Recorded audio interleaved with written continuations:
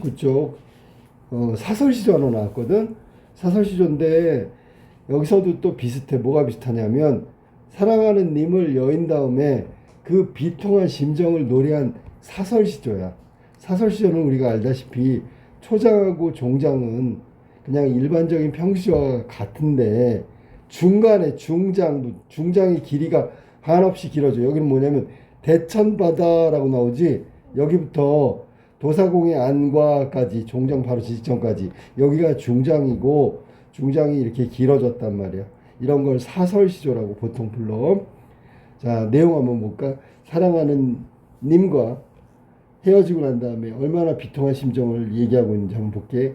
나무도 바위도 돌도 없는, 자, 나무도 바위도 바위 돌도 없는, 여기서는 공간을 말한 건데 문제는 뒤에 나온 게 매개 쫓긴 까투리의 안과 그랬잖아. 까투리 입장에서 본다면 나무가 있으면 좀 숨을 수 있고 바위가 있으면 숨을 수 있고 돌이 있으면 숨을 수 있는데 까투리가 매한테 쫓겼는데 나무도 바위도 돌도 없대. 그러면 결국 은신처, 그러니까 숨을 만한 곳이 없는 산이란 말이야. 공간. 그 다음에 매는 까투리를 잡아먹는 천적이지, 그지? 자, 매가 까투리를 쫓았는데 까투리가 도망간 산이 나무도 없고 바위도 없고 돌도 없대. 숨을 곳이 없대. 그때의 안과 안이라는 게 뭐냐면 마음을 말하는 거야. 마음. 자, 얼마나 절박하고 얼마나 뭐랄까 당황스러울까. 피하려고 했는데 피할 곳이 전혀 없어. 뒤에는 천적인 매가 쫓아와. 그 마음 이제 사실은 여기서는 님을 잃은 화자의 심정과 비교하려고 이렇게 나온 거거든. 또 비교할 겁니까? 대천바다 한가운데, 대천바다면 큰 바다라고 생각해도 돼. 일천석 실은 배. 자, 그러면 큰 바다에 큰 배라고 할게. 그 노도 잃고 노 밑줄 닷도 잃고 용총도 끊어지고 돛대도 꺾이고 키도 빠지 키. 자, 이게 뭐냐면 지금 노며 닫히며 용총이며 돛대며 키가 배를 조정하거나 배가 항해하는데 필요한 것들이야. 근데 이런 게 다 하나도 없어. 큰 바다에 일천석을 실었는데 노도 없고요. 노는 이렇게 저어가는 거지. 닷도 없고요. 정박할 때 쓰는 거. 용총도 없고요. 우리가 보통 용총은 돛줄이라고 하는데 돛을 달잖아. 바람이 불면 돛을 달면 바람의 힘으로 쫙 앞으로 나가는데 이 용총도 없어요. 돛대도 꺾여버리고 키는 뭐야? 방향을 잡는 거지. 이런 것도 다 빠져버렸대. 자, 그러면 이 배는 망망대해에서 어디로 갈지 모르겠지, 그지? 자, 그 키도 빠지고 바람은 불어갖고 물결쳐 엎친 데 덮친 격이니까 설상가상이라고 해야지. 저렇게 전부 다 배를 항해하는데 필요한 것들이 다 꺾어지고 망가지고 다 없어졌단 말이야. 근데 물결치고 안개가 막 뒤섞였지. 그런 날에 갈 길은 또 게다가 천리만리 아직 굉장히 먼 거리가 남았단 말이야.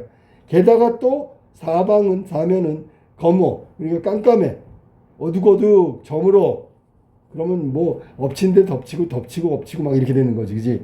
천지정막 사나운 파도까지 쳐. 그러니까 지금 상황이 아주 안 좋지. 자, 게다가 마지막에 수적을 만났대. 수적은 해적을 말하는 거야. 그때 도사공, 뱃사공이지, 그지? 뱃사공에 안 나왔네. 또 안이 마음이야. 자, 이런 상황의 마음이야. 자, 매에게 쫓긴 까투리의 마음, 이제 피할 곳도 없는 바위도 돌도 나무도 없는데 쫓긴 까투리의 마음과 대천바다에서 모든 걸 다 잃어버렸는데 날은 저물고 바람 불고 물결 치고 게다가 마지막에 해적까지 만난 뱃사공의 마음 어떻겠어? 당황스럽고 굉장히 혼란스럽고 어찌할 바를 모르겠잖아. 얘네들 마음, 두 마음이 나왔는데 지금 이 마음 별거 아니야. 화자는 지금 님과 이별하고 난 내 마음은 더 힘들어, 더 황당해, 뭐 이런 거야. 아니, 너무 힘들다, 너무 비통하다, 그런 얘기야.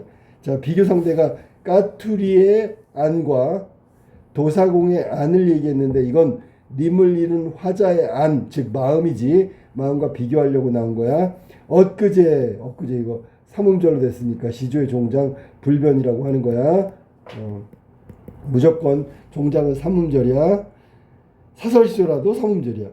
자, 임을 여인. 지금 임을 여인이라고 했으니까 화자의 상황을 이야기하고 있다. 화자의 상황은 지금 님과 이별한 거지. 님과 이별한 거야. 내 안이라고 나왔잖아. 안. 여기 또 나왔네. 안이 3번 나왔는데 까투리안, 도사공해안, 내 안. 내 마음이야.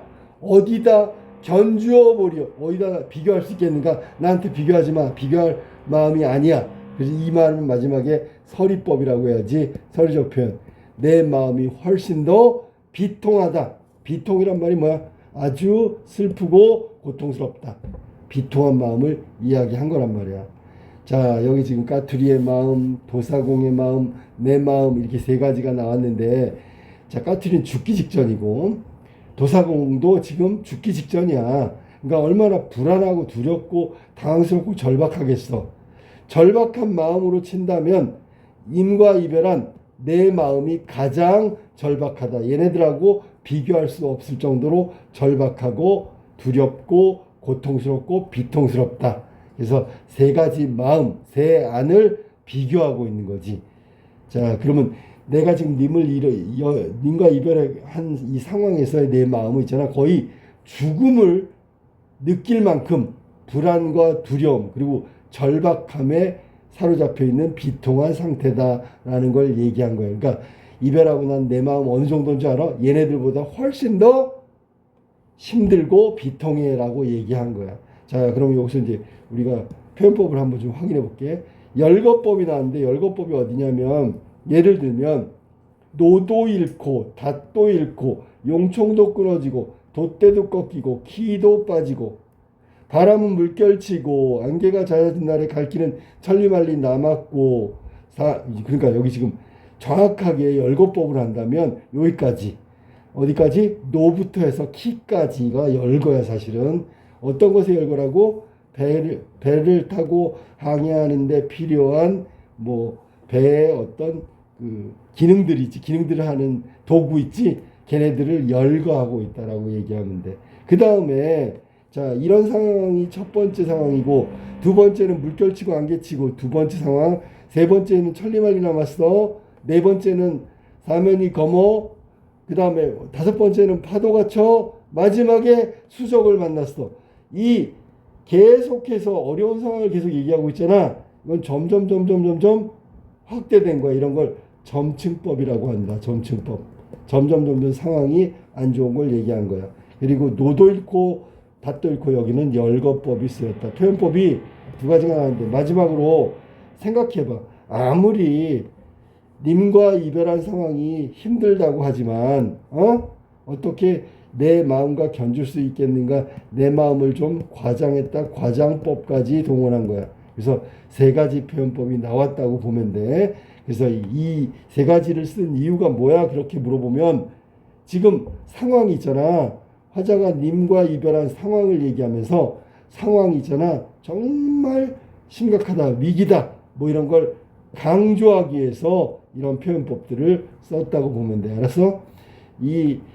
아까 처음에 선생님이 이 시조를 사설시조라고 그랬는데, 사설시조는 원래 작자미상이 많은데 이것도 역시 작자미상에 속하고, 그래서 작자미상이라는 건 작가가 겉으로 드러나지 않잖아. 그러니까 자기 얘기를 진솔하게 혹은 비판적으로 다 이야기할 수 있는 거야. 그래서 풍자도 다 얘기할 수 있고, 풍자라는 게 뭐냐면 겉으로는 비난하지 않지만 결국 비난하는 걸 풍자라고 하는 거야. 그래서 풍자와 해악이라는 부분이, 여기서는 과장이라는 부분이 좀 우스꽝스럽기도 해. 사실은 비판하고 풍자하고 있는 것을 이야기한다. 근데 여기서는 비판보다는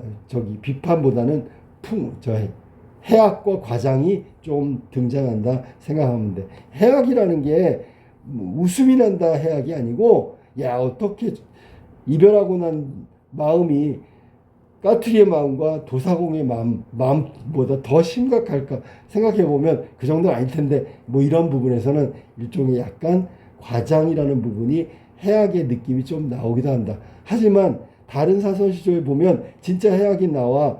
두터비 파리 물고 두어미에 치달아 앉아 뭐 이런 것들 다 비판과 해악과 풍자야.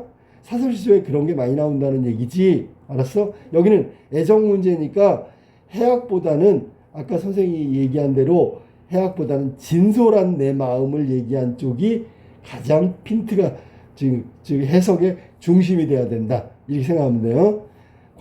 과장적인 측면은 약간의 해악도 느끼게 해준다. 사실 해악을 느끼게 해주지는 않지만 그렇게 느낄 수도 있다. 그런 뜻이야.